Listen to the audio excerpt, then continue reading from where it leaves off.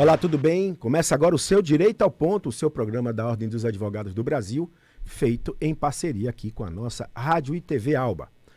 Celeridade processual, efetividade da justiça, determinações do CNJ que impactam na atuação e entendimento dos tribunais sobre ilicitudes eleitorais. Essas são algumas das preocupações que a advocacia eleitoral tem. O Direito ao Ponto de hoje vai conhecer mais profundamente essas demandas e o que está sendo feito pela classe para garantir a melhoria da atuação profissional. No programa de hoje eu recebo aqui doutora Maísa Rios, presidenta da Comissão de Direito Eleitoral da OAB Bahia, e doutor Frederico Matos, vice-presidente da Comissão de Direito Eleitoral da OAB Bahia. Começando aqui pela minha convidada, na gentileza e no cavalheirismo. Tudo bem? Como é que está? Tudo ótimo.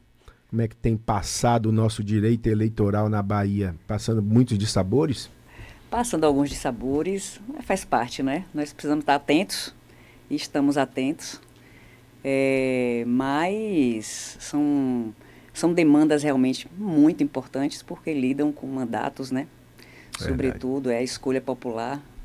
Então, nós temos que estar realmente bastante atentos. Estamos.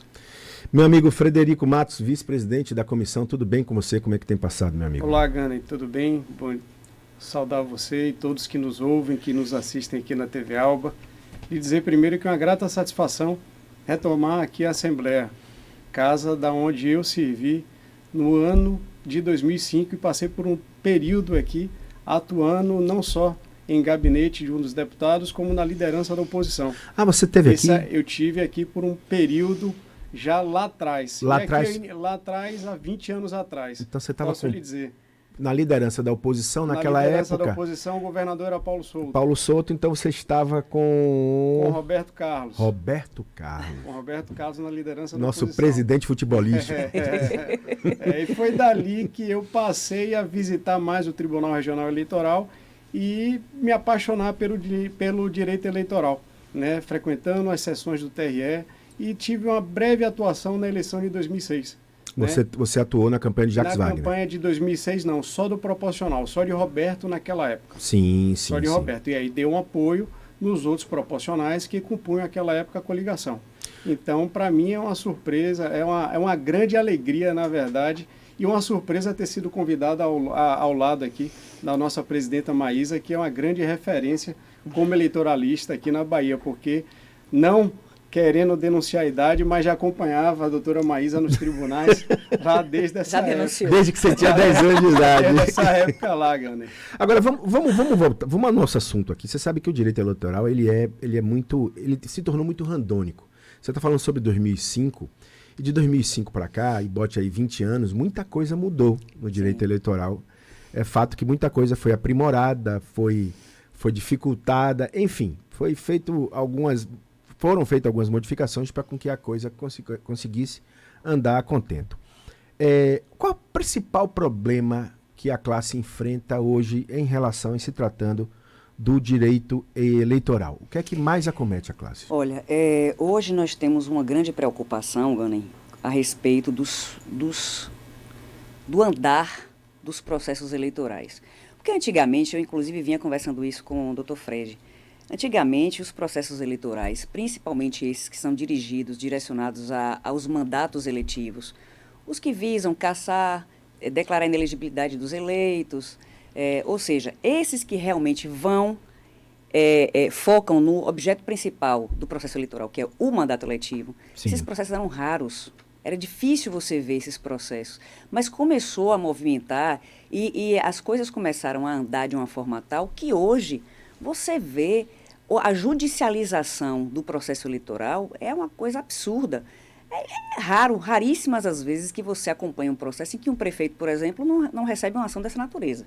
Então, foi eleito pelo sufrágio, o povo elegeu, a manifestação de vontade popular está lá expressa, mas a oposição precisa entrar com a demanda, ou o Ministério Público, porque vislumbrou a ocorrência de algum ato ilícito que vinha a refletir nesse mandato eletivo, né, nessa conquista do voto, da manifestação popular em sua grande expressividade, e isso nos causa uma preocupação. Por quê? Porque a gente sabe que o processo eleitoral, ele precisa, como todo processo, ser célere, né? Nós vivenciamos, doutor Fred com certeza também, processos em que, tanto como defendendo autores como defendendo réus, processos em que acontecia toda a instrução processual, quando o processo ia ser julgado, o mandato já tinha se expirado. Passava os 4 anos, e aí, qual é a efetividade da justiça? Não tem. Eu já tive processos várias vezes em que, algumas oportunidades, eu digo várias porque realmente foram, que nós conseguimos alcançar o resultado jurídico da coisa, todavia a efetividade não aconteceu. Por quê? Porque houve perda do objeto, porque o mandato já tinha se expirado. Então, isso é uma preocupação. A Justiça Eleitoral precisa estar atenta, e está, efetivamente, para que se possa alcançar um resultado positivo e satisfatório para resguardar esse sufrágio, né, que é a lisura da eleição, que é o objetivo maior da Justiça Eleitoral, é resguardar a lisura do processo eleitoral. Então, se existe uma ilicitude, ela precisa ser deflagrada, ela precisa ser alcançado, o resultado daquilo ali precisa ser aferido, que se afira aquilo ali num tempo satisfatório. Qual é a justificativa, já que existe uma demanda, qual é a justificativa dada pela Justiça Eleitoral para a não celeridade do julgamento dos processos? Os processos, é isso que só para complementar, antes esses processos realmente se arrastavam. Hoje, a Justiça Eleitoral conseguiu trazer mais efetividade. Mas essa mais efetividade significa a celeridade do processo. Em menos de 4 anos. Sim, em menos de 4 anos. Em muito menos de 4 anos. De 4 anos. Aí surge uma outra preocupação. Como a doutora Maísa colocou, eu cheguei a alcançar processos eleitorais de impugnação de mandato eletivo, ações de investigação judicial eleitoral, Ganem, em que terminava o mandato e não se tinha o julgamento do processo. Aquele que era réu, aquele que cometeu o ilícito, aquele que cometeu o abuso de poder econômico, a captação ilícita de sufrágio, que é a conhecida compra de voto, ou outros abusos de poder, ele se mantinha no mandato. E você tinha também uma grande diferença. Aquela época, antes de 2010, não tinha a lei do ficha limpa. Ele sequer ficava inelegível para a eleição subsequente. A inelegibilidade era de 3 anos. Esses 3 anos já seria cumprido durante o período do seu próprio mandato. Sim. Hoje nós temos um processo eleitoral muito mais dinâmico e, além da dinâmica, a gente tem uma polarização muito grande. E com a pandemia nos deixou com um quantitativo de processos. Eu relembro a eleição de 2020, não só durante o período propriamente eleitoral, mas o período de pré-campanha absurdamente judicializado. Uhum. Esse ano de 2024, onde tivemos eleições municipais, vejam que a Bahia tem 417 municípios. Foram aptos aproximadamente 11 milhões e 200 mil eleitores para as eleições de 2024. Nós temos hoje uma quantidade de advogados também atuando de forma muito mais forte, não só no Tribunal Regional Eleitoral, mas sobretudo nos municípios, onde, voltando, a pandemia permitiu esse acesso. A partir do momento onde se disponibilizou as audiências virtuais, as sessões virtuais. Então, os advogados dos municípios passaram a ter uma atuação mais aqui perante o Tribunal Regional Eleitoral. Isso não pode significar que, com esse acesso mais fácil e mais rápido, essa quantidade de advogados atuando, não só na capital, mas sobretudo no interior do estado, o processo hoje que é eletrônico não é mais físico, a gente não cumprir determinados requisitos que são princípios constitucionais. Requisitos, são, a exemplo do devido processo legal. A gente tem ações, como a doutora Maísa colocou, que guardam repercussão no mandato, que guardam repercussão em parcela de cidadania. Na medida em que um prefeito se elegeu, ele obteve maior parcela de cidadania votando nele. Então, para que você possa discutir determinados abusos que ele, porventura, tenha cometido, a gente precisa ter o devido processo legal muito bem estabelecido, com todo o contraditório, com toda a ampla defesa, sob pena de sufragar esses princípios e, na eventualidade de um julgamento rápido, de um julgamento assodado, o Tribunal Regional Eleitoral ter 2 trabalhos. Um de anular, eventualmente, julgamento que, se não respeitou determinada nulidade ou determinada princípio relativo ao contraditório, e determinar um novo julgamento. Doutora Maísa e eu, a gente veio para cá conversando com a quantidade de audiências eleitorais que estamos tendo nesses últimos dias. Nunca vi nada igual. Nada igual. Até dia 29 de abril, para ter exemplo, eu tenho mais 8 audiências eleitorais. Isso é bom? Eu fiquei ou é ruim? Olha, do jeito que as coisas andam, eu enxergo negativamente. Eu não vejo isso de uma forma positiva. Porque o processo precisa ser célere, precisa. A justiça eleitoral precisa ser efetiva, precisa. Tem se preocupado com isso? Tem. Inclusive, seguindo resoluções do próprio CNJ. Resoluções que realmente preocupadas com o desenvolvimento das metas, com o plano de gestão dos processos, com os resultados dos processos. Então, há essa preocupação de gerir, mas precisa ter muito cuidado, como o Fred pontuou. Existe uma preocupação muito grande nossa, isso é real, Gunning. A gente tem vivenciado, porque nós vamos lá para a Labuta fazer as instruções de processos. Processos em que você faz, por exemplo, nós sabemos que no processo eleitoral, por exemplo, é difícil que as pessoas não se envolvam, no interior principalmente, com lados políticos. Ou você está de um lado ou você está de outro. Dificilmente as pessoas não se envolvem.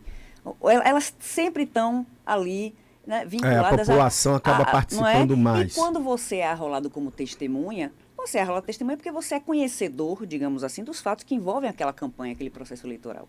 Então, é difícil você conseguir uma testemunha que ela esteja imaculada no processo eleitoral. Isso ela já vem viciada. Isso dá a chance de o advogado, e precisa fazer isso, e precisa defender o mandato do seu político, por exemplo. Por quê? Porque ali, por trás, existe uma manifestação popular expressada naquele voto. Isso o princípio é o indúbio, não é pró-réu, é o indúbio pró-sufrágio, é o indúbio pró-eleitor. Então, isso precisa, esses ilícitos eleitorais que são objetos de processos eleitorais, judiciais eleitorais, precisam estar atentos aos princípios da segurança jurídica, aos princípios da ampla defesa, do contraditório, do devido processo legal. Por quê? Porque vai ouvir, por exemplo, eu digo uma coisa bem prática, só para você ter noção. Vai se ouvir uma testemunha. Eu sei que é aquela testemunha, porque já me disseram, essa testemunha é envolvida com o lado A. Ela participou ativamente da campanha. Eu tenho o direito de contraditar essa testemunha, de impugnar. Então, Excelência, eu gostaria de impugnar, eu tenho elementos para impugnar essa testemunha. E você oferecer elementos para impugnar a testemunha e simplesmente se diz, olha, eu não vou considerar porque todo mundo está envolvido no processo político. Então, eu vou ouvir todo mundo como testemunha. E atropela-se o rito do processo. Eu tenho o direito de demonstrar que aquela testemunha é viciada. Ela não é não é uma manifestação de um eleitor. Eu não votei em A porque é a minha manifestação expressa da minha vontade. Não. Eu atuei na campanha, como é que eu faço essa prova? Não dá, porque a celeridade está demandando rapidez de forma tal que os juízes têm se preocupado, porque eles têm que cumprir um plano de metas que vem lá do Tribunal Regional Eleitoral, mas seguindo determinação do CNJ. Então, como é que você não vai violar um devido processo legal? Como é que não existe o risco de violação de ampla defesa desse jeito? Então, os processos estão acelerados de forma tal que nos preocupa isso. Eu vou fazer o seguinte, eu vou no intervalo comercial, eu estou conversando aqui com a doutora Maísa, desculpe, eu troquei o R pelo M. Maísa Rios, presidente da Comissão de Direito Eleitoral da OAB Bahia, e doutor Frederico Matos, vice-presidente da Comissão do Direito Eleitoral da OAB Bahia. A gente vai ao intervalo comercial e volta já.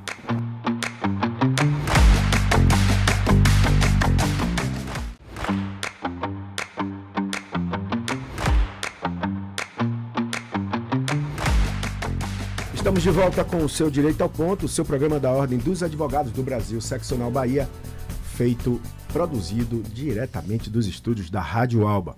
Eu estou conversando com a doutora Maísa Rios, presidenta da Comissão de Direito Eleitoral da OAB Bahia, e doutor Frederico Matos, vice-presidente da Comissão do Direito Eleitoral da OAB Bahia. A gente falava sobre celeridade, você tinha dado um exemplo para isso, e aí a pergunta que eu sempre faço, porque aí é mais o quê de curiosidade do comunicador, em verdade é tudo isso. Qual é a justificativa para continuidade, para deixar acontecer, mesmo com os erros que tem do processo? O que é que a justiça diz para você? O que é que o outro lado fala? Quando, doutor, isso está errado, doutor, não há validade, doutor, a testemunha é viciada. O que é que a justiça fala? Não, a justiça, ela preza por essa celeridade. Né? Mas a celeridade atropelando tudo. Não necessariamente atropelando tudo. Essa é a nossa preocupação. Nós temos visto, principalmente nas zonas do interior, uma preocupação dos magistrados em acelerar os processos, em julgar logo os processos. será que não é o fato daqui do tribunal em Salvador falar assim, olha, a OAB está pedindo celeridade, pedindo que a gente possa julgar em tempo hábil, vamos acelerar os processos aí, vamos ver de que forma a gente pode converter isso em tempo. E aí a magistratura do interior fala, poxa, ligou aí, o desembargador, a desembargadora, me pedindo, então vamos acelerar. Aí chega lá, tem algo que tem que ser olhado com mais lisura, com mais tempo. Fala, não, daqui já está pronto. Sem dúvida, cara. Ctrl-C, Ctrl-V. Veja, não é diferente, e a própria Constituição Federal diz que o processo deve ter duração razoável. Razoável. Razoável não significa rápido. Mas um minuto não significa algo razoável. Não significa rápido. E fazendo um complemento aqui ao que Maísa colocou com relação à produção de prova, veja que todos sabem, como ela colocou, eleição em município é bavi, eleição é paixão, é movida a paixões das pessoas. Nos municípios pequenos, nos municípios médios e até nos grandes. A gente viu segundo turno ser realizado na Bahia, no ano passado, na eleição municipal, com grandes paixões envolvidas, com os maiores protagonistas políticos do Estado, se envolvendo nas eleições. Se perde fazenda, se perde tudo. E hoje, Gane, você tem um complemento adicional a isso. Qual é o complemento adicional a isso? A internet. Hoje é fácil você identificar, não apenas antigamente, Maísa, de ouvir falar, aquela testemunha ali é ligada a fulano, porque tem um vínculo de parentesco com o candidato a vereador que disputou na chapa do prefeito e a mãe tem um emprego. Hoje, com rede social e com a internet, as pessoas se manifestam diretamente. Diretamente, então você vê vídeos, você vê manifestações de apoio claras e evidentes de que aquela pessoa tem lado. Sim. E uma das primeiras perguntas que o juiz faz na audiência é se a pessoa tem algum interesse no processo. Óbvio que tem interesse no processo se ela tem um lado, porque ela sabe que o resultado daquele processo pode cassar o mandato daquele que ela não queria ter visto como vencedor. E a internet nos propiciou isso, seja para poder manifestar apoio, seja para poder destruir determinadas candidaturas. Isso até facilita o trabalho do advogado. Bastante. Porque basta você ir na rede social daquela pessoa, porque hoje todo mundo tem, né? Instagram, Facebook. Facebook já está mais ultrapassado. Você faz a coleta... Mas no Instagram você vai lá, faz a coleta das provas. Mas o Facebook no interior ainda é algo pujante. Você faz a coleta da prova toda. O Instagram, você, também. O advogado acessa, quero o Instagram dessa, qual é a rede social dessa pessoa tal. Quando você entra lá, tem as manifestações. E não é uma mera manifestação. É pedindo voto, é fazendo campanha. E você apresenta isso para o juiz de excelência, essa pessoa não tem isenção. Ela não pode firmar compromisso para ser ouvida como testemunha. E o magistrado preocupado em agilizar audiências. E olha que coisa mais impactante assim, e preocupante. Isso me preocupou muito. E isso, com certeza, ele preocupa a advocacia eleitoralista que está na labuta aí diária. Marca audiência de instrução. Eu nunca vi isso antes. Nem na eleição de 2020. Que foram as últimas eleições municipais, antes de 2024. A audiência de instrução processual marca 4 audiências num dia. 4 audiências num dia? Tive 3 audiências em um dia, na semana retrasada. Nós levávamos, Gane, um dia inteiro fazendo audiência com remarcação para outras datas. Eram 3, 4, 5 audiências de instrução. E você acha que o intuito era atrasar o processo? Não. Nós precisávamos provar que cada uma daquelas testemunhas tinha envolvimento político e, se precisamos fazer prova e nos tem que ser garantido esse direito. E nós temos que brigar por isso. Então, quando você se pega numa situação em que você vê uma determinação do CNJ e isso reflete no próprio Tribunal Regional Eleitoral, preocupado em dar cumprimento a esse plano de gestão de metas, né, de resultados de processo, comandando magistrados e dizendo, olha, a gente precisa acelerar, nós precisamos julgar esses processos rapidamente, isso nos preocupa. A impressão que dá, e eu posso estar enganado, é que como a coisa foi feita, vem de cima para baixo, vamos colocar desta forma, CNJ, Tribunal Regional, e aí passa para o interior do Estado, é que foi feito apenas com a consulta rasa à advocacia.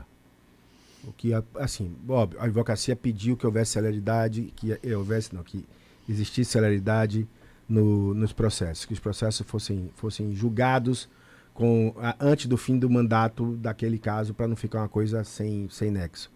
Mas no segundo momento, o que foi determinado cumpra-se prazo. E talvez lá nas entrelinhas de forma escura ou com letras brancas que não dê para se enxergar, ou letras claras, escrito assim, independentemente do que tenha que ser feito.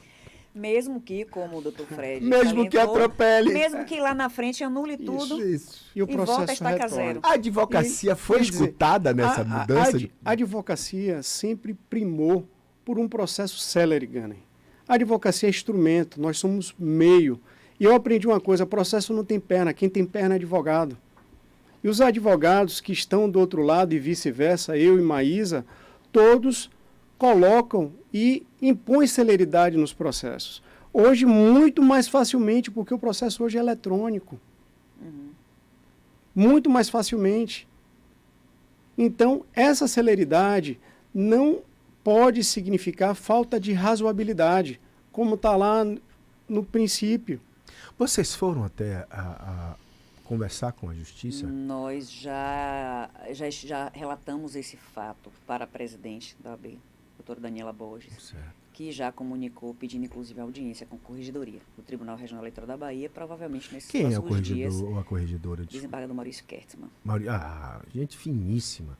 E veio da classe dos advogados, entende da advocacia, já foi membro da Justiça Eleitoral, inclusive ocupando a condição de jurista, a nossa vaga de advogado, e é uma pessoa altamente ilhana, cordata, com acesso a todos os advogados que labutam no TRE e muito preocupado. De uma fineza de tratar espetacular. E prima muito por esses princípios, né? Porque são princípios que guarnecem o nosso direito e não podem ser suplantados. Eu quero até aproveitar e fazer esse convite aqui a doutor Maurício Kertzmann, porque certa feita eu encontrei com ele no aeronave, no avião, e falei, olha, você precisa ir lá na Rádio Alba para poder fazer uma entrevista. Ele me garantiu que viria quando tivesse tempo, porque ele estava muito assoberbado.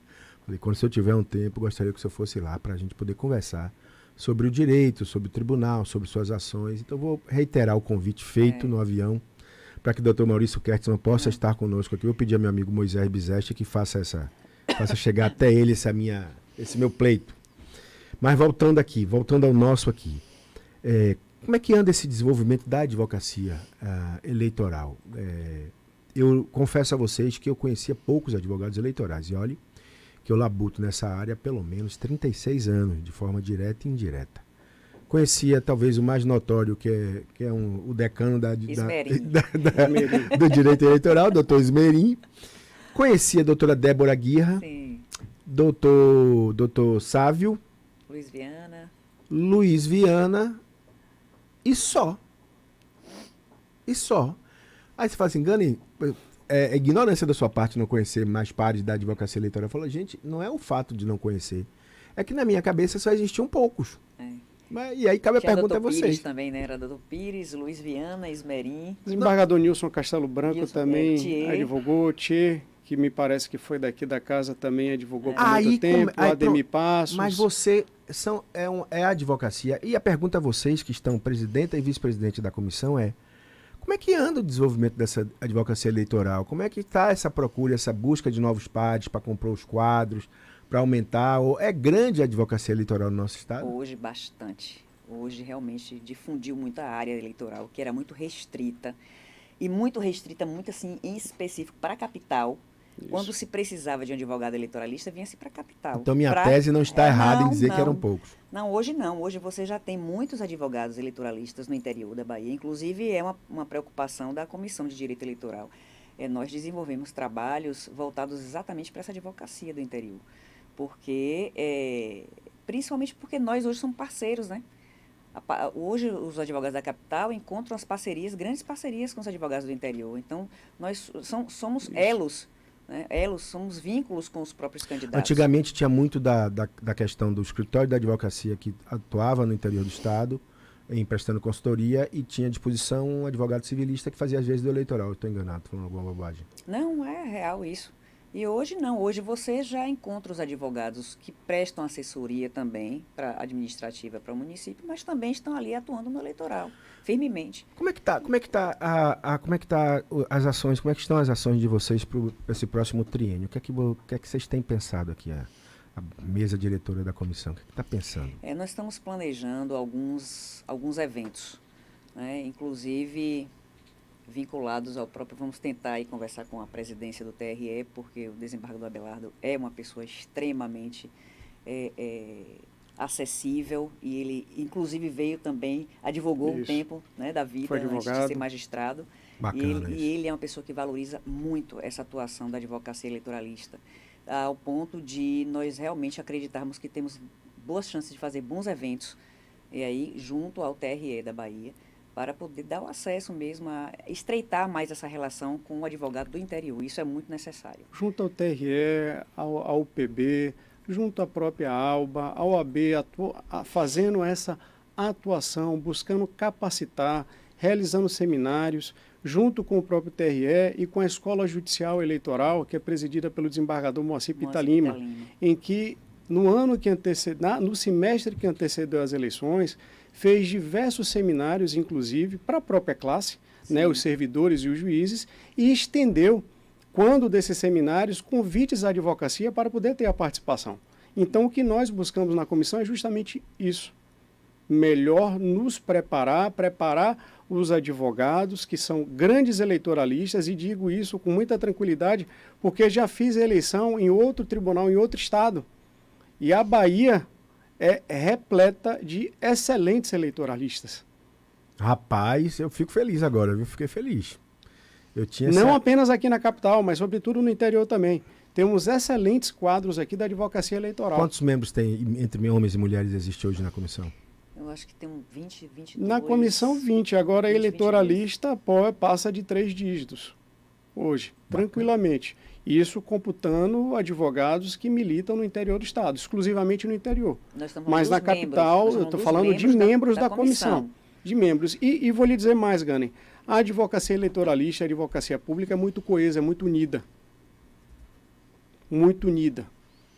Todos se respeitam, todos têm consideração entre outro, admiração, fazem parcerias. Então, são pessoas que sabemos que podemos contar, independentemente de estar em polos opostos. Eu queria continuar esse papo, mas meu tempo aqui na TV se encerrou. Eu quero agradecer a presença da doutora Maísa Rios, presidenta da Comissão de Direito Eleitoral da OAB Bahia, doutor Frederico Matos, vice-presidente da comissão. Quero agradecer a presença de vocês, viu? Voltem sempre. Nós a casa nós que é de vocês. Gane. Ficamos muito felizes em estar aqui hoje, podendo contribuir um pouquinho com esse tema tão relevante. Vou ficar por aqui. Muito obrigado. Direito ao ponto. Volto no próximo programa. A todos um grande abraço, excelente semana. Tchau.